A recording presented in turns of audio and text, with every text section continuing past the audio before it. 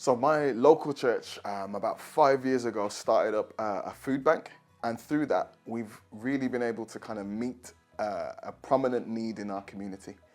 And through that, we've seen people come through the doors of a church on a Sunday, or not just on a Sunday, in the week to meet their needs. They come for food, but in them coming for food, we've been able to develop relationships. We've been able to have people from the church meeting, interacting, talking to, sharing with people from the community, breaking down the walls, breaking down the stereotypes on the basis of that need. And where people might not have felt comfortable to walk in on a Sunday, to come to a formal service, but they're walking through the church in order for their need to be met. And traditionally, our church has done lots of open air meetings with intent meetings, on the street evangelism, handing out tracts. But I've really found just through the food bank that the community now see the church as a safe place, and there's a level of trust and relationship being built up. Our church recently planted a Fresh Expressions church plant into a neighbouring parish. Planting into that place has been quite hard because things haven't felt like there's been a lot of growth very quickly, and you're not necessarily seeing fruit straight away. God plants the seed and He grows the fruit. And it's not up to us to grow the fruit. We don't need to strive to do that. And we've seen people come to know Christ through just, acts of loving service and kindness.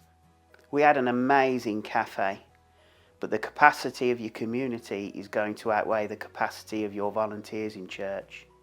The need was more than we could cope with. I think scaling it down and getting as honest and as real as you can, as soon as you can, is the way. There was a time when our church offered free barbecues to people just on the streets, and it actually enabled us to see that it wasn't just about talking, it was about being interested in all areas of people's lives and showing them the love of Jesus. Actually, over the last few years, our church has linked with a church in Lebanon called Resurrection Church Beirut, and we support them financially and through prayer. And it helps us see the global nature of the church, I suppose, and the global nature of Christianity, rather than just focusing on things in our local area. So we put leaflets through the door, inviting people to church, usually around certain times like Easter, Christmas, and that time. He used to do healing on the street. We've got a wonderful lunch club called the Do Drop In, which is a weekly lunch club for everyone. And not just people from our congregation, but also people from our local community and people who don't attend worship services at our church.